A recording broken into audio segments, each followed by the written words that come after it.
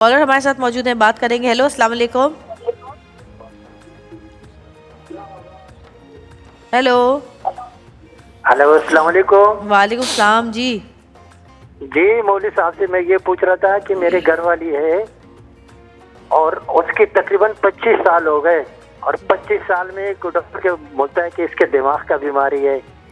और जब मतलब है मौलवी के पास जाता हूँ वो कहते हैं जनात है। तो मैं मौलाना साहब से ये पूछता हूँ कि आखिर इसके लिए क्या करूँ, क्या पढ़ूँ, क्या नहीं, करती क्या है, उनके सिम्टम्स क्या हैं, क्या होता है उनके साथ? मतलब जी, बुखार? ये ऐसा हो जाता है ना कि जब इसके ऊपर डचके आते हैं, जब डचका आ जाता है इसके ऊपर तो कभी इसके हाथ टेढ़े हो जाते हैं, कभी पैर टेढ़े कर देते हैं, कभी क्या बोलते हैं, कभी क्या बोलते हैं। तो आपने किसी डॉक्टर को दिखाया उनको? डॉक्टर को मैंने एक जगह नहीं छोड़ा है, पेशावर में, इस्लामाबाद में, कराची में, सबको दिखाया है। कुछ डॉक्टर्स बताते नहीं है क्या हुआ है? डॉक्टर ये कहते हैं कि इसके दिमाग का बीमारी है। अच्छा। तो हाँ, तो वो तो दिमाग का दवाई तो खा रही है मगर उससे कोई फर्क नहीं पड़ रहा है। जो मौलाना लोग मौलवी के पास ले जाता हूँ तो वो कहते हैं इसका जन्नात है। जिन्नात है? तो वो मौलवी, अच्छा सही है। तो मौलवी कोई उतारा नहीं करता उसमें? आपने किसी ने उतारा नहीं किया, इलाज नहीं किया मौलवी ने? नहीं ना, तो वो डॉक्टर कहता है कि भाई ये जन्नात नहीं है, इसके दिमाग का बीमारी है। अच्छा। चलें, जो भी बीमारी है अगर वो सेहत से मुताल्लिक है तो वो तब है, और अगर वो इस तरह से रूहानियत से मुताल्लिक है तो जिसका आपने भी जिक्र किया कि जादू जिन वगैरह जो भी है, आपके लिए एक जामे खूबसूरत और एक ऐसा वजीफ़ा मैं बताने जा रहा हूँ जो आपके तवस्सुत से जो भी लोग बीमार हैं, जिन्हें आसाबी तकलीफ़ है, जिन्हें झटके लगते हैं, जिन्हें एकदम से बेहोशी होती है, या वो बिल्कुल अपना होश खो बैठते हैं, या जिसके बारे में ये कहना मुश्किल होता है कि ये मिर्गी है, जिन्नात हैं, ये कोई सहर है, या ये किसी किस्म की कोई बीमारी है, तो आप एक वजीफ़ा मामूल बना लें रोज़ाना अव्वल व आखिर दुरूद शरीफ के साथ 71 मरतबा सलामुन अला नूहिन फिल आलमीन। ये वजीफ़ा आपने मामूल बनाना है। अल्लाह तबारक व तआला ने चाहा ज़रूर शिफा होगी। उन पे दम भी करें, बिलखुसूस पानी के ऊपर। ठीक है। कॉलर हमारे साथ मौजूद है। हेलो, अस्सलाम वालेकुम। हेलो, अस्सलाम वालेकुम। वालेकुम अस्सलाम। जी भाई। जुवेरिया आपकी कैसी हैं आप? मैं ठीक हूँ, आप कैसे हैं? कौन बात कर रहे हैं भाई? मैं मोहम्मद शहरान बात कर रहा हूँ सियालकोट से। जी जी, पूछिए। सबसे पहले तो आपको भी सलाम मेरा, और मौलाना साहब को भी, और अहमद भाई को भी वालेकुम सलाम। आप ही मेरा क्वेश्चन जो है ना मौलाना साहब से है कि एक्चुअली मैंने ना काफ़ी साल से ना तकरीबन 5 साल हो गए हैं मैं ट्राई कर रहा हूँ बाहर के लिए। मैंने इस बीच अपने वीज़ा अप्लाई किए यूएसए का भी, लेकिन मेरा वीज़ा रिफ्यूज़ हो गया। मैंने कई कंट्रीज़ का ट्राई किया लेकिन मेरा वीज़ा नहीं लगा, रिफ्यूज़ हो जाता है। एंड मौके पर लास्ट स्टेज पे आके मेरा वीज़ा कैंसिल हो जाता है, कोई भी रीजन बन जाती है। ठीक है ठीक है। अब मेरे पास सारी की सारी डॉक्यूमेंटेशन भी मौजूद है, सारी मेरे पास तो मेरी हिस्ट्री भी है, मैंने ट्रैवल भी कर चुका हूँ, टूर मैंने किए हुए हैं कंट्रीज के। अब मैंने यूरोप का वीजा अप्लाई किया हुआ है अपना, क्योंकि मैं यहाँ से जाना चाहता हूँ पाकिस्तान से। तो मेरी अपॉइंटमेंट है इसी मंथ। तो मैं चाहता हूँ कि मैं मौलाना साहब कोई ऐसे अमल बताएं जो मैं करूँ, कोई ऐसा वजीफा जिससे मेरा वीजा रिफ्यूज ना हो सका। ठीक है भाई, वो शारन का इंटरव्यू कामयाब हो जाए, उनका वीजा लग जाए। जिस शख्स की भी ये ख्वाहिश है या उसकी ज़रूरत है, वो किसी मुल्क जाना चाहता है, तालीमी सफ़र है उनका या कारोबारी, तो वो डॉक्यूमेंट्स यकीनन सबसे पहले तो डॉक्यूमेंट्स को पूरा करना है, जो कवायद हैं, जो कवायफ हैं, उन्हें पूरा करना है। और उसके बाद अगर आप चाहते हैं कि वीज़ा वो इस तरह से लगे कि ये जो रुकावटें बीच में आई हैं और वो ना हो, तो एक मुजर्रब अमल है।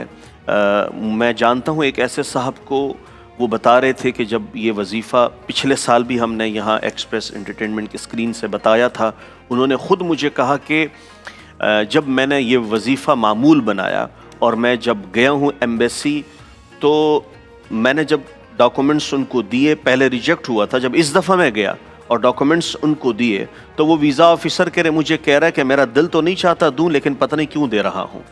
वो कह रहा है कि मेरा दिल नहीं चाहता। उसने कहा کہ میرا دل نہیں چاہتا لیکن پتہ نہیں کیوں میں آپ کو ویزا دے رہا ہوں, اور انہوں نے سٹیمپ لگا کے مجھے دیا. تو میں نے کہا کہ پھر, تو کہنے لگے اب آپ کی مٹھائی بنتی ہے. میں نے کہا نہیں مٹھائی نہیں, ہمارے لیے دعا کریں اور ہماری اس نشریات کے لیے کہ اللہ تعالیٰ اسی مقبولیت کے ساتھ عوام تک پہنچائے جس سے لوگوں کی خیر اور بھلائی ہو. تو وہ وظیفہ یہ ہے یا رحمان اغثنی 313 مرتبہ. جب بھی آپ گھر سے نکلنے لگے اپنی فائل لے کے 313 مرتبہ, اور جس دن تک آپ کو یہ خبر نہ ملے کہ آپ کا ویزا لگ چکا ہے یا ریفیوز ہو چکا ہے, یا رحمان اغثنی یہ وظیفہ معمول بنانے, اللہ تبارک و تعالیٰ نے چاہا ضرور آپ کا ویزا لگے. اچھا وظیفہ تو ماشاءاللہ بے شک کام کرتا ہے اللہ سبحانہ و تعالیٰ کا نام. میں اپنے اس بھائی سے یہ بھی ریکویسٹ کروں گا, یہ ہمارے پنجاب سیالکوٹ سے تعلق رکھتے ہیں, کہ آپ کوئی کنسلٹنٹ بھی معیاری اور اچھا ہائر کریں, کیونکہ بعض اوقات ہم اپنی طرف سے انہوں نے کہا کہ سب کچھ کیا ہے. نا یہ ہم اپنی طرف سے کرتے ہیں, لیکن جو کنسلٹنٹ اچھا کوئی ہو نا تو اس سے پھر زیادہ بہتری آتی ہے. صحیح.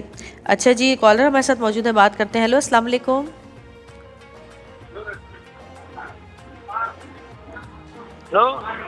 ہیلو جی بھائی, کون بات کر رہے ہیں؟ السلام علیکم, عباس بات کر رہا ہوں کراچی سے. وعلیکم السلام عباس بھائی, کہیے کیا کہنا ہے؟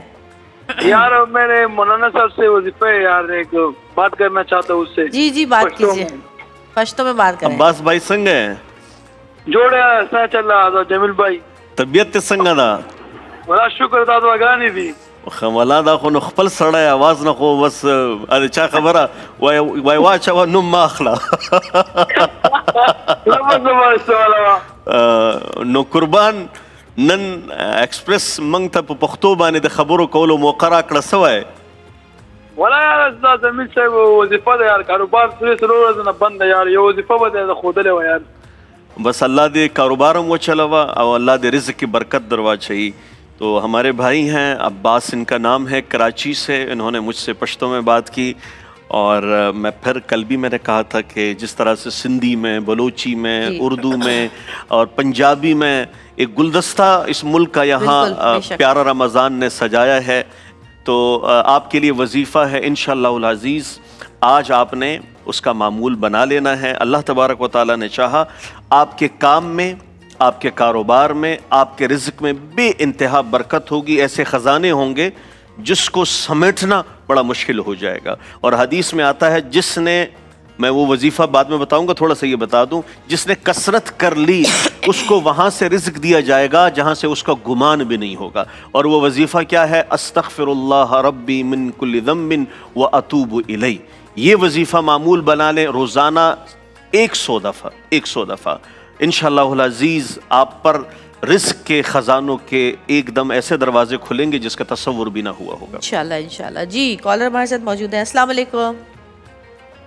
السلام علیکم. وعلیکم السلام. جی کون بات کر رہے ہیں؟ جی جویریہ پی, آپ جویریہ پی بات کر رہے ہیں؟ جی میں جویریہ بات کر رہی ہوں. میں شاہد بات کر رہا ہوں لاہور سے. جی شاہد کہیے. جی ابھی سب سے پہلے تو میری بات یہ ہے کہ آپ ماشاءاللہ بہت زیادہ خوبصورت ہیں, اللہ آپ کو مزید عزتوں سے نوازے. آمین آمین, بہت شکریہ. اور دوسرا سوال آپ میرا مولانا صاحب سے ہے. پوچھے. جی میں مولانا صاحب سے بات کر سکتا ہوں؟ جی ہم آپ کو سن رہے ہیں میرے بھائی. جی مولانا صاحب کیا حال ہے آپ کی طبیعت کا, صحت کا ٹھیک ہے سب؟ اب آپ کی طبیعت کیسی ہے؟ الحمدللہ کے احسان ہے. مولانا صاحب میرے ساتھ 2 سوال ہے میرے. جی حکم کریں. جی مولانا صاحب ایک سوال میرا یہ ہے کہ میں حافظ قرآن ہوں. ماشاءاللہ. جی الحمدللہ. مسئلہ یہ ہے کہ میں نا تقریباً پچھلے 10 سے 12 سال تک میں نے کوئی ریوائز نہیں کیا, جس کی وجہ سے مجھے نا کافی پارے جو نا وہ بھول چکے ہیں. کافی سفارے آپ بھول چکے ہیں؟ جی کافی سوالے مجھے نہ ریوائز کرنے کی وجہ سے مجھے بھول چکے ہیں. تو میں جب رمضان آتا ہے تو میرا بہت دل کرتا ہے, شوق ہے مجھے یاد کرنے کا, جب میں یاد کرتا ہوں.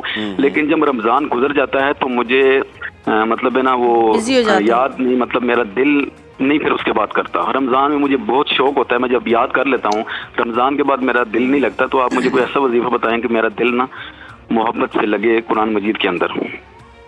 ٹھیک ہے, بہت اچھا سوال کر رہا ہے. چونکہ ہمارے پورے سال میں جو نوجوان ہیں جنہوں نے حفظ کیا ہوتا ہے اور کچھ لوگ شوقیہ وہ حفظ کر لیتے ہیں. پھر جب حافظ کے لیے تو یہ ہے کہ سال میں کم از کم 3 ختم وہ کرے. تراویح بھی تو پڑھا سکتے ہیں. ہاں تراویحوں کے علاوہ 3 مطلب 1 ختم وہ تراویحوں میں ہوتا ہے اور 2 ختم ویسے بھی پورے سال میں 3 مہینوں کے اعتبار سے کرنا ہے. دیکھیں جو قرآن کا جو حامل قرآن حافظ قرآن ہوتا ہے, جن کو اللہ تعالیٰ نے قرآن کی دولت دی ہوئی ہوتی ہے, یاد رہے 2 صحابہ ہیں جو 1 رکعت میں پورا قرآن پڑھتے تھے اور 2 تابعی ہیں جو 1 رکعت میں پورا قرآن پڑھتے تھے. 2 صحابی جو ہیں حضرت عثمان بن عفان پوری 1 رکعت میں, اور روایت میں آتا ہے وتر کی آخری رکعت میں پورا قرآن پڑھتے تھے, اور حضرت تیمم داری رضی اللہ عنہ, حضرت تیمم داری 1 رکعت میں پورا قرآن پڑھتے تھے. اور 2 تابعی ہیں, پہلے امام اعظم ابو حنیفہ رحمۃ اللہ علیہ ایک دن میں پورا قرآن پڑھتے تھے. ایک صبح پڑھتے تھے اور ایک شام کو پڑھتے تھے, اور ایک پورا رمضان تراویح میں پڑھتے تھے. عوام الناس کے لیے سہولت کتنی تھی, 1 پارہ, اور خود صبح 1 پڑھتے تھے شام تک, پھر شام کو پڑھتے تھے پوری رات. 2 ختم قرآن کے وہ روزانہ پڑھتے تھے, اور 1 رمضان کا تو کتنے ہو گئے 61 قرآن.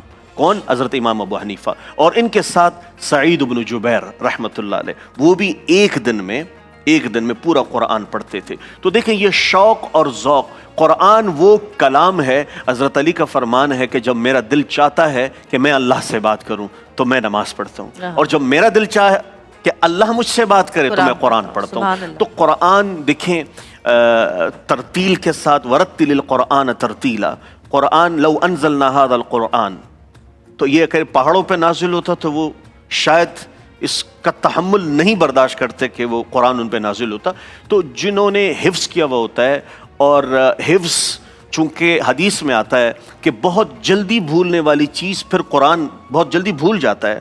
اگر آپ دور نہیں رکھیں گے تو قرآن بہت جلدی بھلا دیا جاتا ہے, یاد نہیں رہتا. اور یہ جو حافظے سے متعلق امام شافعی رحمۃ اللہ علیہ نے اپنے استاد امام وقی رحمۃ اللہ علیہ کو خط لکھا اپنے طالب علمی کے زمانے میں کہ استاد جی شکوت الی وکیع سوء حفظی, کہ میں نے اپنے حافظے کی شکایت اپنے استاد کو کی جب میں طالب علم تھا. انہوں نے جواب میں لکھا فاوصانی الی ترک المعاصی فان العلم نور من الہی ونور اللہ لا یعطی لعاصی, کہ یہ جو علم ہے یہ اللہ کا نور ہے. یہ گناہگار جو ہوتا ہے نا انسان, خطا گناہ کہہ رہے اس کے سینے میں نہیں آتا. تو ضروری امر اس بات کی ہے کہ اپنی نگاہوں کو پاک رکھنا, اپنی سماعتوں کو پاک رکھنا, اپنی خلوت کو پاک رکھنا, اپنی جلوت کو پاک رکھنا. انشاءاللہ العزیز جو اپنی خلوت کو پاک رکھ لے گا, جو اپنے اندر حیا کا دامن تھامے رکھے گا, تو انشاءاللہ قرآن اس سے کبھی نہیں بھولے گا. قرآن کی نعمت بہت بڑی نعمت ہے, اگر یہ چھن جائے اس سے بڑا عذاب کوئی کسی کے لیے نہیں ہو سکتا. وظیفہ آپ نے روزانہ, جب بھی آپ قرآن کے لیے بیٹھیں اور آپ قرآن کھولیں, آپ نے 3 مرتبہ اول و آخر پہلے درود شریف بالخصوص درود ابراہیمی پڑھ لیں, اور اس کے بعد آپ جب وظیفہ کرنے کے لیے آئیں تو وظیفہ آسان ہے. وظیفہ کیا ہے؟ آپ نے پڑھنا ہے الف لام میم ذالک الکتاب لا ریب فیہ ھدی للمتقین. آپ نے اس آیت مبارکہ کا ورد کرنا ہے 3 مرتبہ, اور پھر آپ نے جہاں سے قرآن آپ نے پڑھنا ہے وہاں سے پھر آپ یہاں سے پھر آپ بسم اللہ پڑھ کے اور شروع کریں. انشاءاللہ العزیز اللہ نے چاہا آپ کا حافظہ کبھی ہوگا, قرآن یاد رہے گا. جی لاہور میں اذان کا وقت ہو گیا ہے, اذان مغرب کا وقت. بریک پہ جا رہے ہیں اور بریک پہ آنے کے بعد آپ کے باقی سوال لیں گے. دیکھتے رہیے گا پیارا رمضان.